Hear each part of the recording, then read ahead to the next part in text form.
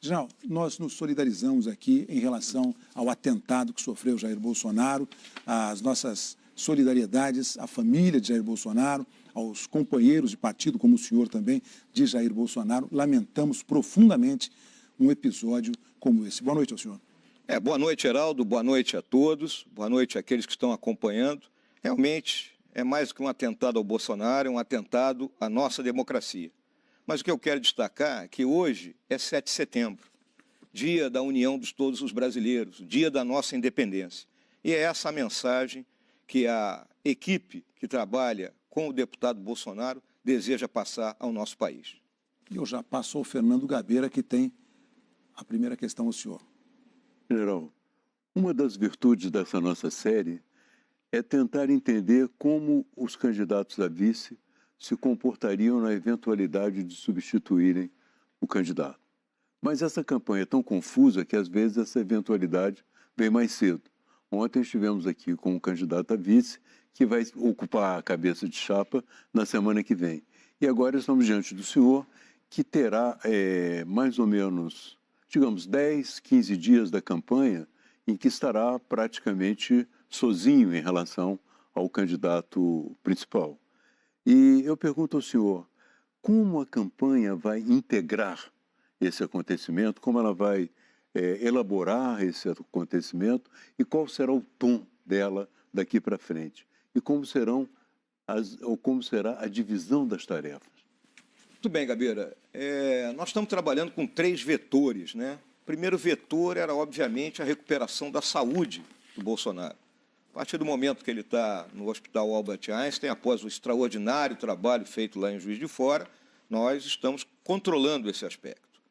O segundo vetor é a questão da investigação policial que está em curso, né? Nas mãos da Polícia Federal, competente, capacitada, e que vai chegar à conclusão sobre a verdade do que ocorreu ontem lá em Juiz de Fora. E o terceiro vetor é exatamente esse: como reorganizar essa campanha. Até então, né, nós trabalhávamos com uma dupla muito bem afinada. Eu sempre costumo dizer que Bolsonaro é o nosso agitador, é o homem das massas, e eu sou o propagandista, que trabalho com pequenos grupos. Então agora nós vamos sentar ali com o Estado-Maior da campanha, compete a mim aquela disciplina intelectual de seguir o rumo que ele vinha dando, até porque o candidato é ele, não é? E em mais 2 ou 3 dias nós vamos conseguir nos reorganizar e vamos aproveitar, né? Temos muito pouco tempo de televisão, vamos aproveitar vídeos que já foram feitos e outros que ele vai ter condições de fazer e outras ideias que vão surgir das equipes que estão trabalhando. General, o tom será mais ou menos o tom da sua entrevista de ontem à noite em Porto Alegre? Quer dizer, calma, serenidade, procurar se entender um pouco melhor em todos os campos. Como é que será o tom mesmo da campanha? Hoje o deputado Bolsonaro me ligou, eram 7h20 da noite. Né? Eu estava ali em Copacabana, junto com a minha filha, que veio de Brasília, com meus 2 netos menores. E exatamente o que ele me disse foi que nós vamos moderar o tom. Por quê? Qual é o nosso grande objetivo? Se nós vamos ser eleitos, nós vamos governar para todo o Brasil, e não para pequenos grupos. Então, essa é a nossa visão, até porque fomos soldados a vida inteira, e quem foi soldado do Brasil sabe que a gente tem que manter a união. Sem união, a gente não chega a lugar nenhum. Pereira. As redes sociais sempre foram a grande força da campanha do Bolsonaro, porque não tem tempo de televisão, não tem estrutura partidária grande.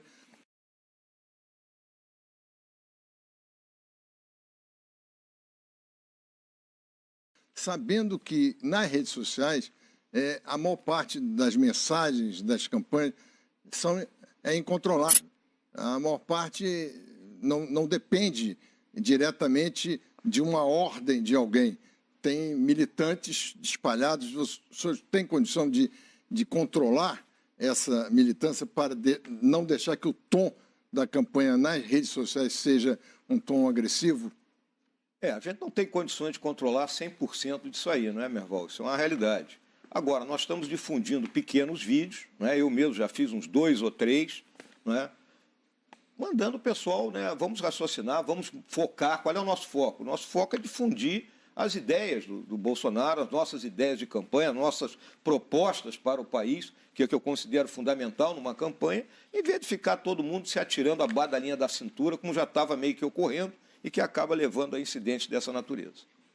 André Sadi. Candidato, queria falar um pouco sobre as primeiras reações ontem da campanha do Bolsonaro a esse atentado. A primeira coisa que o senhor disse ali foi o seguinte, abre aspas, se querem usar violência, os profissionais da violência somos nós, fecha aspas. Depois o senhor disse que se referia ali ao Estado, né?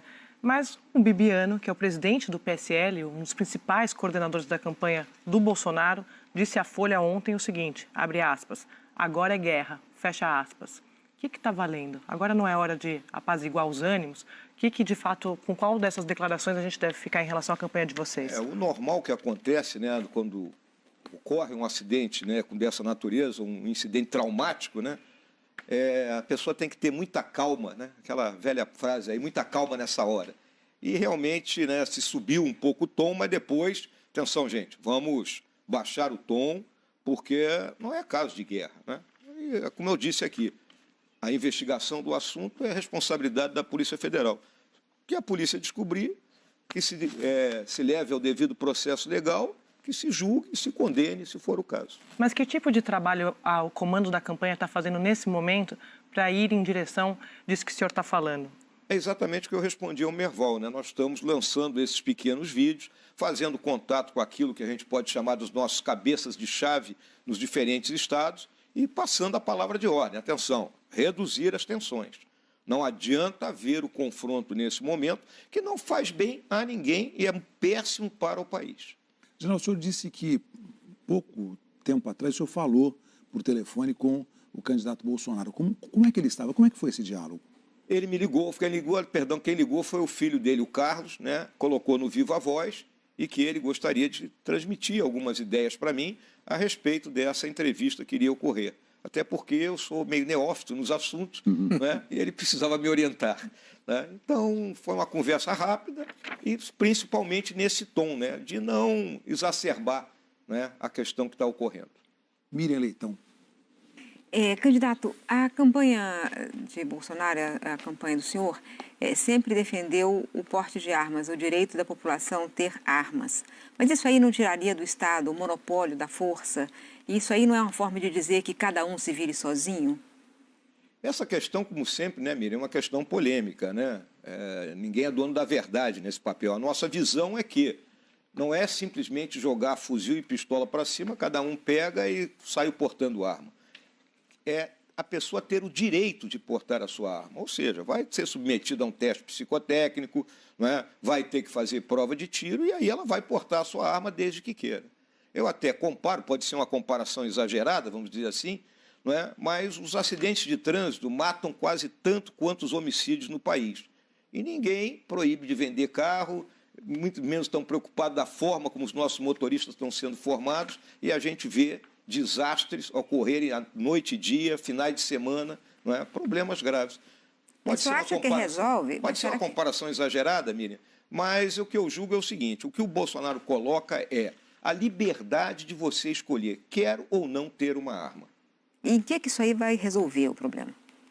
Miriam, a questão do porte da arma, de você ter uma arma, é a questão do equilíbrio de forças, né? Então você pega, por exemplo, você é uma mulher mais frágil, obviamente, sendo atacada por uma pessoa na rua, um homem de 120, 130 quilos, se você tiver uma pistola e souber usar, você vai dissuadir esse Talvez ele me tome a arma e ele passe a ficar armado. Mas para isso você terá que passar por uma prova de tiro, por um treinamento, e você terá capaz de reagir se houver momento. E o monopólio da força, que é do Estado? O monopólio da força é para as questões coletivas, não é? Então, quando você tem grupos, como nós temos aqui no Rio de Janeiro e em outros lugares do país, que ocupam territórios por meio da força, nós não podemos permitir que isso ocorra. Candidato.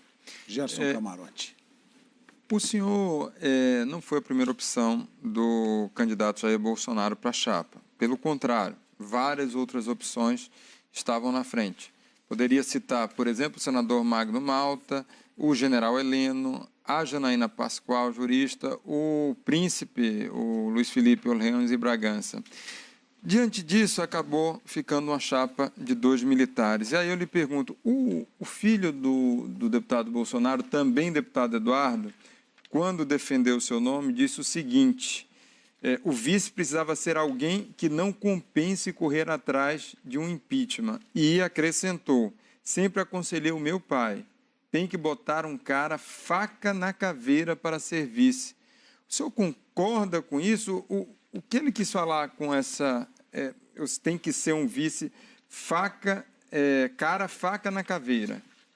Acho que talvez ele tenha querido dizer que eu sou um cheque, né, para o Bolsonaro, né, que as pessoas vão olhar, vamos fazer o impeachment do Bolsonaro, mas quem está por trás dele é o general Mourão. Não é? Mas, na realidade, não é desse jeito, viu, camarote? Mas o senhor está dizendo isso porque está atrás do Bolsonaro, só diria os parlamentares, ou... Como se eu fosse o bicho-papão. Na realidade, não é assim. O que eu quero deixar claro, vou conceder um furo aqui a todos, né? Eu sempre fui a primeira opção. Há 3 anos atrás, em 2015, eu era comandante militar do Sul. Ele me procurou e disse: eu vou ser candidato a presidente. Conto com você. Quando eu estava para passar para a reserva, no final de fevereiro, ele disse: preciso que você se filie a um partido político. Eu digo: pô, mas eu vou me filiar a um partido político? Eu já disse que eu não quero ser candidato. O senhor tinha falado várias vezes que não... Não queria ser candidato. Não, preciso que você se filie. E aí eu fiquei aguardando. É óbvio que ele buscou outras opções que seriam melhores em termos de composição e, de busca de mais apoios. E, no final, olhou para o banco de reserva e disse: entra em campo. Candidato, mas o Bolsonaro também disse que, quando o escolheu, que ele precisava de um vice que metesse o pé na porta. Aspas dele. O que é meter o pé na porta? Eu acho, mais uma vez, como eu disse para o Merval, viu, Andréia? Talvez queiram me rotular, como aquele elemento mais... Não, mas foi o Bolsonaro que falou.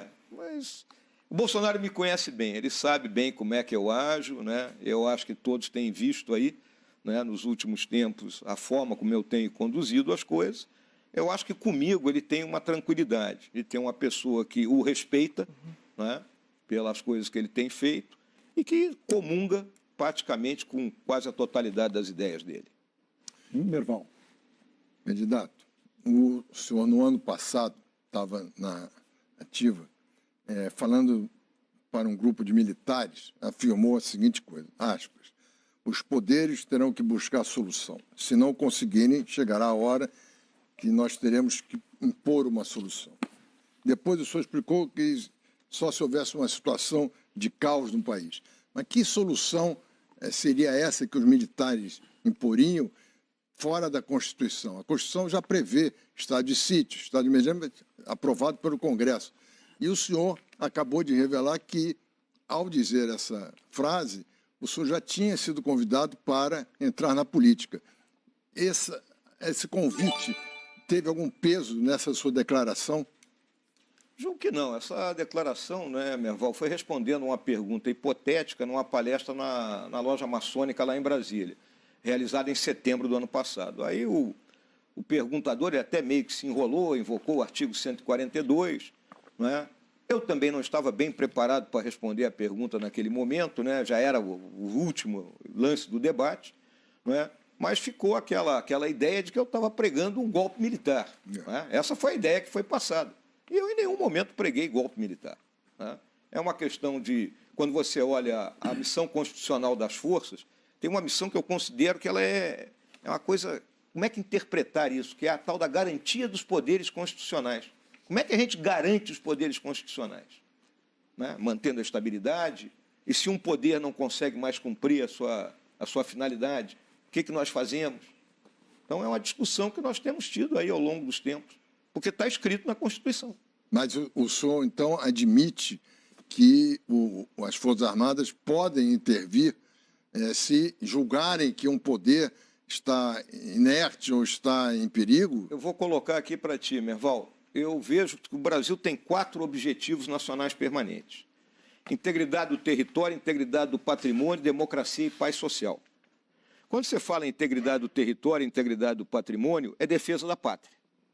E quando você fala democracia e paz social, você está vendo as outras 2 missões, que é a garantia dos poderes constitucionais e a garantia da lei e da ordem. Mas, general, sempre a pedido por solicitação de um dos poderes, não é por conta própria. Pois é, mas quando a gente vê que pode ocorrer uma anomia, nós estamos falando aqui numa situação hipotética, né? Isso é hipotético. Quando você vê que o país está indo para uma anomia, na anarquia generalizada, que não há mais respeito pela autoridade, grupos armados andando pela rua... Mas não está na Constituição. A letra da Constituição não estabelece essa possibilidade. Isso é uma possibilidade fora. Porque, Heraldo, toda missão tem que haver uma interpretação. O comandante, no item 1 do estudo de situação do comandante, é interpretar a missão. E não é fácil, existe interpretação, né, general? Porque a letra, vamos tratar da literalidade da Constituição e o guardião da Constituição é o Supremo Tribunal Federal que interpreta. Só que a garantia dos poderes constitucionais não é por iniciativa de qualquer um dos poderes. A da lei e da ordem, sim. Miriam Leitão. Eu quero continuar nesse assunto. O senhor ontem disse em Porto Alegre que a democracia é o nosso bem maior. E eu quero entender melhor exatamente em que situação esse bem maior pode ser sacrificado, na opinião do senhor. Exatamente, Miriam, quando há anarquia. Quando o país está... Agora há. Agora não. Nós temos tido turbulências, né? Temos tido momentos aí que as coisas ficaram meio complicadas, mas não estamos chegando no nível da Mas isso que ele estava falando, ele faz direito, é o seguinte: não existe na Constituição a possibilidade das Forças Armadas agirem por conta própria. Existe apenas, assim, ela atende a comando de poderes institucionais brasileiros. É esse ponto que a gente não está entendendo muito bem. E para reforçar, eu queria lembrar uma frase do senhor que diz o seguinte: por que não vamos derrubar este troço todo? Até chegar o momento em que ou as instituições solucionem o problema político, a relação do judiciário, retirando da vida pública esses elementos envolvidos em todos os ilícitos, ou então nós teremos que impor isso. É sobre isso que o senhor está falando? Exatamente. O que acontece? Como eu te disse, foi uma pergunta feita ali no final de um debate, não é uma pergunta mal feita e também mal respondida por mim. Foi mal respondida. Passou uma imagem de que eu estava pregando um golpe militar. Pois é, mas é exatamente isso. E não é isso que eu prego. Mas se não está na Constituição, uma intervenção é golpe. Vamos ver o seguinte: responsabilidade. Né? As Forças Armadas têm a responsabilidade de garantir que o país se mantenha em funcionamento. Cruzamos os braços e deixamos que o país afunde? A política não tem como mediar isso? Se a política não estivesse mediando. Olha a situação que eu estou colocando, Cristiano. É o momento em que a anarquia toma conta do país. Não está acontecendo. Volto a dizer. Mas em qualquer hipótese, uma intervenção Quem é que vai decidir que a situação está de anarquia, nesse limite que o senhor está Para isso colocando? Existe comandante, né? O comandante teria que decidir, não seria iniciativa. Mas o comandante quem? O presidente da República? O próprio presidente da República, ele é o comandante em chefe das Forças Armadas, ele pode decidir isso, ele pode decidir empregar as Forças Armadas. Aí você pode dizer, mas tem regras, é só o Congresso Nacional. É um autogolpe. É um autogolpe, você pode dizer isso. Mas é o Congresso que tem que decidir. É um autogolpe também. Quer dizer, o senhor admite a possibilidade teórica de haver um autogolpe? Já houve em outros países, né? Aqui nunca houve. Mas aqui o senhor admite, na situação do Brasil, no nível de avanço democrático que o Brasil já conquistou? Não acho que vai ocorrer, camarote. Não acho que vai ocorrer. Eu respondi a uma hipótese, né? Trabalhamos em cima de uma hipótese, eu tenho dito em todas as vezes, já me perguntaram esse assunto várias vezes, né? Que era uma hipótese. Eu não vejo no momento que o Brasil está vivendo, com todas as dificuldades que nós temos, com um Congresso com muita gente envolvida em atos de corrupção, com o Executivo sem conseguir realizar suas tarefas, às vezes com as reclamações que nós temos em relação à lentidão do Judiciário, à falta de ação do Judiciário, mas prosseguem funcionando as instituições brasileiras. E o nosso comandante, vou colocar o Eduardo Vilas Boas, ele tem deixado isso muito claro todas as vezes,